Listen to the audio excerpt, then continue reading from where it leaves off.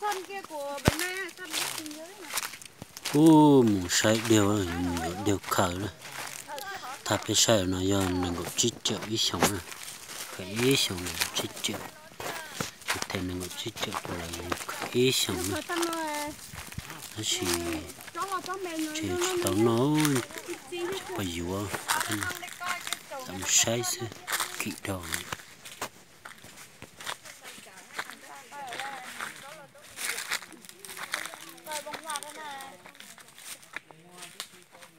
Năm nay là mình không biết, năm mát nó có quả là đuổi cọc với nhau mà. Họ yêu cú. Nhưng mà cho cái một sai nó mà cho cái chạy nó nè. Mà cho cái một sai em nhỏ mua cái đám kia luôn. Chỉ dùng chế giờ chỉ bùi dọa nó giờ lo nó. Anh giá con mình này nhỉ? Chứ. Hả? 85 à. Kìa. Cô điên kia, thằng em nhỏ đôi năm mua đấy. Em khi nào chứ? Tao tè là lấy thật tí rong hay. Thật tí mà rong hay. Giờ cậu sông xa sông của nó nữa. Rong hành nữa nè. Anh chụp đôi năm kia mua à. Dùng mua cái này hả? Anh nhá phổ thay thay sao còn đây rồi? Còn 2 triệu đó, đủ 5 triệu. Tiền chân đắp 3 triệu luôn. Em dẫn đi cho nó. 7 năm hay là 7 năm này? Hả? 7 năm này vừa thằng nhỏ thêm mua này. Kia à? 5 năm. 5 năm. 7 năm 70 triệu. 50 60 triệu. Thằng cạp nha, chị không biết nó tiền cái kết nó. Nó tiền đồng bao mấy đấy. Tiền đồng bao thì bảo em chỉ biết được. Thích nói tiền đồng bao thôi. Anh em thích mua cái đám kia kìa. Đám kia là cả đất cả điều 15 triệu. Cả đất cả điều 15 triệu. Nhớ nào? Kìa. Đây à? Điều nhỏ đấy. Chỗ điều nhỏ đấy à? Dúa luôn nha. Thay cho cái bột này có chít cho ái xí hả? Tuần thi. Đã cho chít cho món đấy cho phát nó. Mình xuôi rồi lại. Chiến à? Củ sa tí à? Như tí ấy là như thầy sẽ định một chút chế yếu ấy.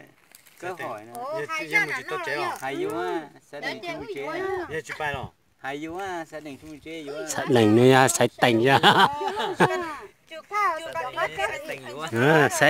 Sẽ định người ta lại rồi.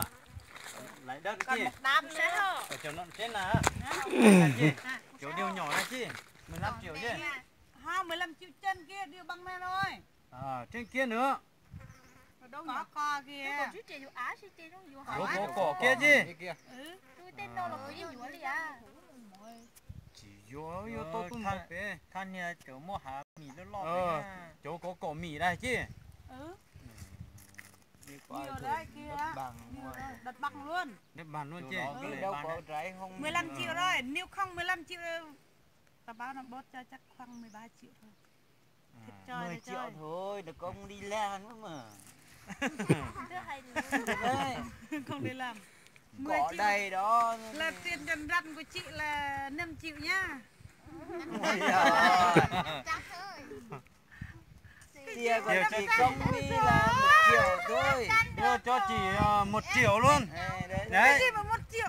Cái đám này là 3 triệu này. Là người ta làm sạch rồi. Đá này là đá rừng. Đàn này kia làm nếu mà làm sạch cho 2 triệu rưỡi luôn. Phải đi đường đây này. Đường này bỏ xe bên kia là phải đi núi kia. Đi một đoạn cho ra bên kia là đất bằng luôn. Đi làm nó còn bán này. Một số hả? Còn một đám tình dung. Đi coi đây rồi.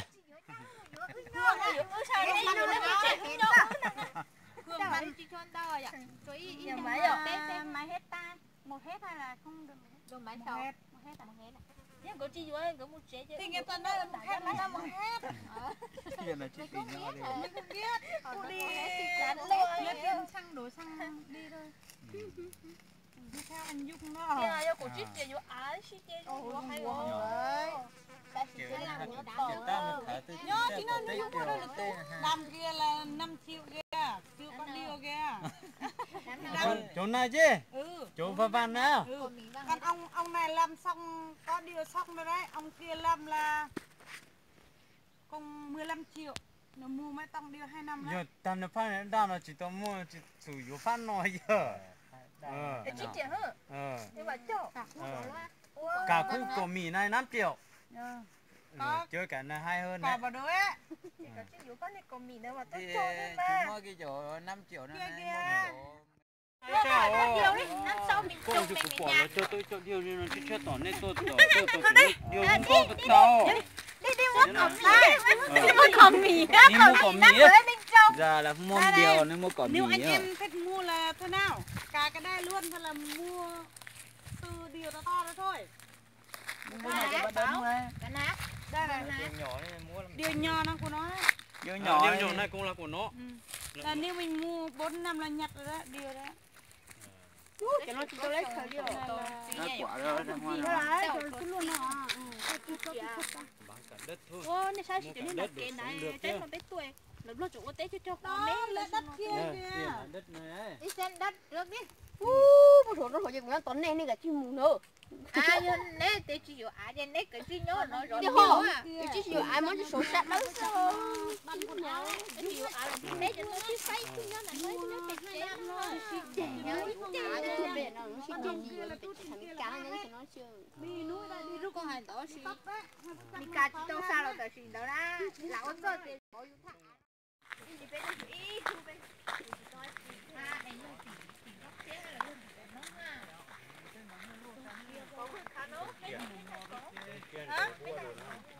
Quật bán hả? Quật bán hết rồi. Mà anh em mua cái đám kia. Bên này không còn à? Không còn. Một núi đây và núi kia và núi qua rừng này nữa. Ui, chỗ nó xài bom rồi. Sắp bom blong của xin nào hả? Nó chỉ thấy không có dây chỉ dầu thế đây dây to có. Nên nó chỉ cũng đi là tua.